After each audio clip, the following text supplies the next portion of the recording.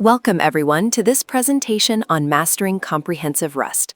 Today, we will embark on a journey through a visual guide specifically designed to transition you from familiar programming syntax to the robust world of safe systems architecture. By exploring these concepts visually, we aim to demystify the complexities of the Rust language and empower you to build more secure and efficient software. Let's dive in. Rust provides a uniquely robust foundation by eliminating undefined behavior. In practice, this means the execution of a Rust statement is never left to chance or unspecified compiler implementation. Critical safety measures, such as mandatory bounds checking for array access and strictly defined rules for integer overflow, ensure that your code behaves predictably and remains secure. Furthermore, Rust integrates a suite of modern language features that deliver the expressiveness typically associated with higher-level languages. By utilizing zero-cost abstractions, developers can use sophisticated tools like pattern matching and generics without incurring runtime performance penalties. Coupled with a seamless, built-in dependency manager, Rust offers a high-performance environment that does not compromise on developer productivity or software reliability. When discussing types and values in Rust, we begin with scalar types. Signed integers are available in fixed sizes from i8 to i64, as well as the pointer-sized i-size. Unsigned integers follow a similar pattern, ranging from u8 up to u-size. For decimal numbers, Rust provides f32 and f64 floating point types. Unlike some languages where characters are often a single byte, a char in Rust is a 32-bit Unicode scalar value, allowing it to represent a vast array of symbols and special characters. One of the most powerful features of the language is type inference, which allows the compiler to deduce types automatically unless the context is ambiguous. Additionally, you can use underscores in numeric literals, such as 1,000,000, to significantly improve code legibility. Moving into control flow and pattern matching, it is important to understand that blocks in this language evaluate directly to their final expression. This means an explicit return keyword is unnecessary for the last line of a block, as that value is implicitly returned. The diagram on the left illustrates how a single starting point can branch into multiple distinct results. This logic is most effectively implemented using the match expression shown in the code snippet. One of the primary advantages of match expressions is that they guarantee exhaustiveness. The compiler ensures that every possible value for the input is handled, preventing common logic errors. In the provided example, we can see various types of patterns, a range from 1 to 5, specific values like 7 or 8 grouped together, and a final wildcard underscore. This underscore serves as a catch-all for any values not explicitly covered by the previous patterns, maintaining the requirement for exhaustiveness while keeping the code concise and readable. When defining data structures, we focus on three primary patterns: named structs, tuple structs, and enums. Named structs are standard C-like structures that utilize named fields to provide explicit context for each piece of data. Tuple structs serve as concise wrappers without named fields, making them particularly effective for the new type pattern. Finally, enums act as powerful algebraic data types, where each variant can store its own unique data structure, whether that is a simple unit, a tuple, or a full struct. This range of options allows for precise and expressive modeling of complex program states. There are three primary approaches to memory management in modern programming. Traditionally, languages like C++ rely on manual memory management. While this offers maximum control, it places the full responsibility for safety on the developer, often leading to critical errors, such as use after free bugs or memory leaks. In contrast, languages like Java and Python utilize a garbage collector. This approach automates memory cleanup, which simplifies development and improves safety, but introduces runtime overhead that can affect performance. Rust introduces a distinct third methodology: ownership. In Rust, memory is managed through a strict system of rules that are checked entirely at compile time. This unique approach provides the safety of managed memory without the performance penalty of a runtime garbage collector, and the efficiency of manual management without the risk of common memory-related bugs. Rust's memory management system is built upon three fundamental ownership rules that ensure safety and efficiency. First, every value in Rust has a specific variable designated as its owner. Second, there can be only one owner for a value at any given time, meaning ownership cannot be shared simultaneously. Finally, when the owner variable goes out of scope, the value is automatically dropped and its memory is reclaimed. By following these rules, Rust is able to provide memory safety without the need for a garbage collector. This slide illustrates the fundamental difference between copy types and move semantics. On the left, we see that types living entirely on the stack, such as i32 or Boolean values, are trivially copied. When an assignment like let b equals a is made, a complete copy of the value is created, leaving both variables fully functional. On the right, we examine move semantics, which applies to types managing heap memory, such as strings. In this case, let s2 equals s1 transfers ownership by moving the internal pointer from s1 to s2. This move renders s1 invalid, a critical mechanism for ensuring memory safety and preventing resource conflicts. Borrowing allows you to use a value without taking ownership, governed by the principle of aliasing XOR mutability. This means that at any given time, you can have exactly one of two states for your data. First, you can have multiple shared references, denoted as &t. This allows for read-only aliasing, where several parts of the program can observe the data simultaneously, but none are permitted to modify it. Alternatively, you can have exactly one exclusive reference, denoted as &mut_t. This provides a mutable reference that is uniquely held. While this allows for the data to be changed, it ensures that no other part of the program has access to that data while the modification is occurring. Ultimately, these rules guarantee that data cannot be mutated while it is being read somewhere else, which is essential for maintaining memory safety and preventing data races. Traits and generics are fundamental to Rust's ability to handle abstraction and code reuse. Traits define shared behavior, functioning similarly to interfaces in other programming languages. In the example provided, the pet trait establishes a contract, requiring any implementing type to provide a talk method.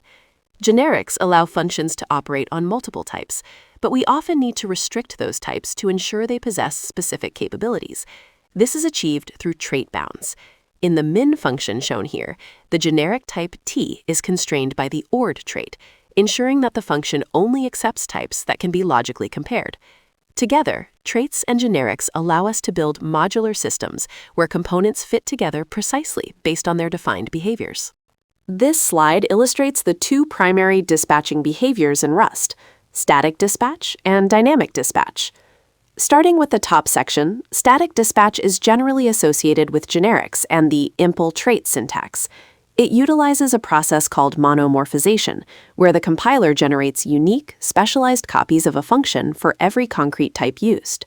For instance, if a generic function is called with types A, B, and C, the compiler creates 3 distinct versions. This ensures there is no runtime overhead, which is why it is considered zero cost, though it does lead to larger binary sizes. In the bottom section, we have dynamic dispatch, which is indicated by the dyne trait keyword. This mechanism uses what is known as a fat pointer. A fat pointer stores 2 pieces of information, a pointer to the data and a pointer to a vtable, or virtual method table. The vtable holds the memory addresses for the trait's methods for that specific type. By resolving these addresses at runtime, dynamic dispatch allows for heterogeneous collections, such as a vector containing different types that all implement the same trait. In this overview of standard library heroes, we look at option and result. Option T represents the presence of a value as some or its absence as none. This replaces the traditional null pointer, as the compiler requires you to handle the none case explicitly, which prevents many common runtime errors. Result TE represents either a successful outcome, OK, or a failure, error. By treating errors as distinct data types instead of throwing them as uncatchable exceptions, result ensures that error handling is a structured and reliable part of the program's execution flow. Good documentation focuses on the contract rather than internal implementation details. To achieve this, a well-structured documentation comment is divided into 3 primary components. It begins with a summary, which is a brief one-sentence overview of the function or module. Next, the details section provides a more extensive, multi-paragraph explanation focusing on the why and what of the code. The final layer consists of special sections that provide standardized contextual information. These include an example section, where code snippets are automatically compiled and tested to ensure accuracy. The panic section describes conditions that violate the established contract, while the error section explains scenarios where a result type might return a failure. Lastly, the safety section is mandatory for unsafe functions, detailing the preconditions required to prevent undefined behavior. By following this anatomy, we ensure our documentation is both informative and maintains a high standard of reliability. Predictable naming conventions are essential for creating an intuitive API, as they allow developers to understand a function's behavior and performance impact at a glance. We begin with constructor functions, where the name new is the standard convention for initialization. When dealing with container types that require memory management, with capacity is used specifically to pre-allocate space and optimize resource usage. For data access and conversion, the naming prefix provides immediate insight into the computational cost. Methods starting with as-a, like as-str, represent low-cost, constant-time operations that return a borrowed view of the data. Conversely, the to prefix, such as toStringa, indicates a more expensive operation, often involving an O of n copy or clone. Finally, the into prefix, seen in methods like into_bytes, signals that the original value will be consumed as the function takes full ownership of the resulting data. Following these patterns ensures that the code base remains consistent and that performance expectations are clearly communicated. The new type pattern is a powerful architectural tool used to leverage a language's type system for improved safety and clarity, embodying the core philosophy of parse, don't validate. Often, developers default to using primitive types for domain data. In the weak example shown on the left, the login function accepts 2 standard strings.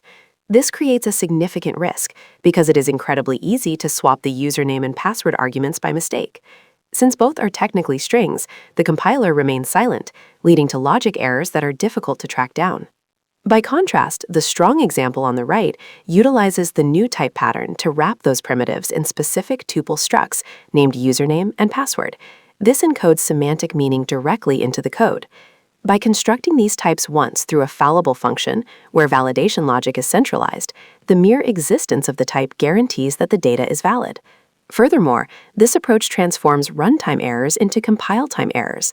If a developer accidentally swaps the arguments, the compiler will catch the mistake immediately, ensuring that your business logic remains robust and type-safe.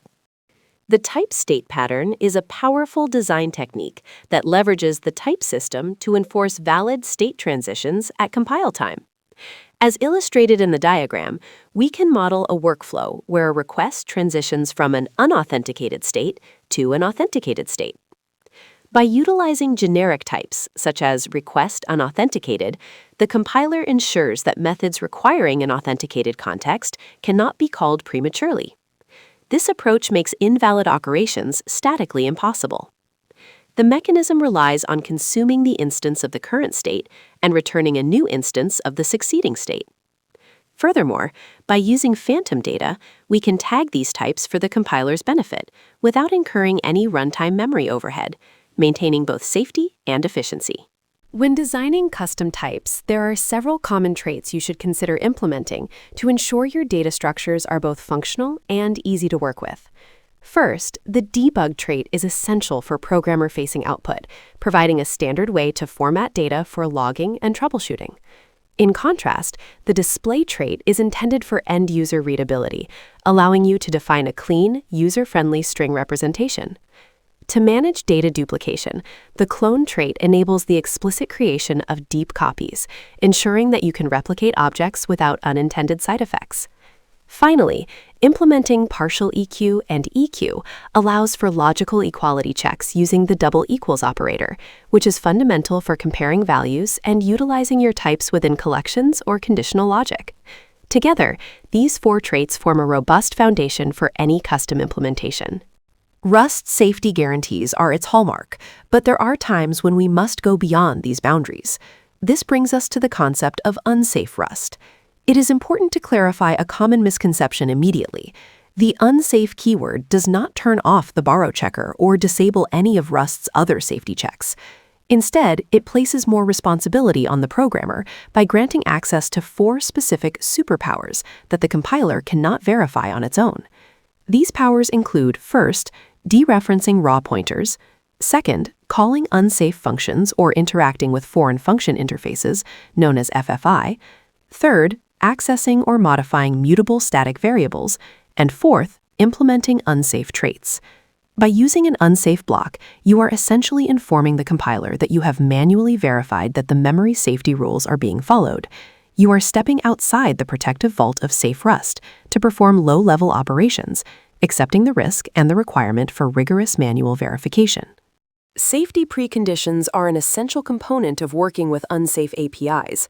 These APIs are considered incomplete without comprehensive documentation detailing the requirements that must be met before they are invoked. If a caller violates these preconditions, it results in undefined behavior, which can compromise the integrity of the entire system. In these scenarios, the responsibility shifts to the developer to manually uphold specific constraints. This includes managing aliasing XOR mutability, ensuring that you never have a mutable reference and an immutable one to the same data simultaneously. You must also guarantee proper memory alignment and respect pointer provenance to ensure memory accesses remain valid. To ensure these decisions are clear and auditable, always document your reasoning using explicit //safety comments within your code. This practice not only aids in debugging, but also serves as a critical guide for future maintenance.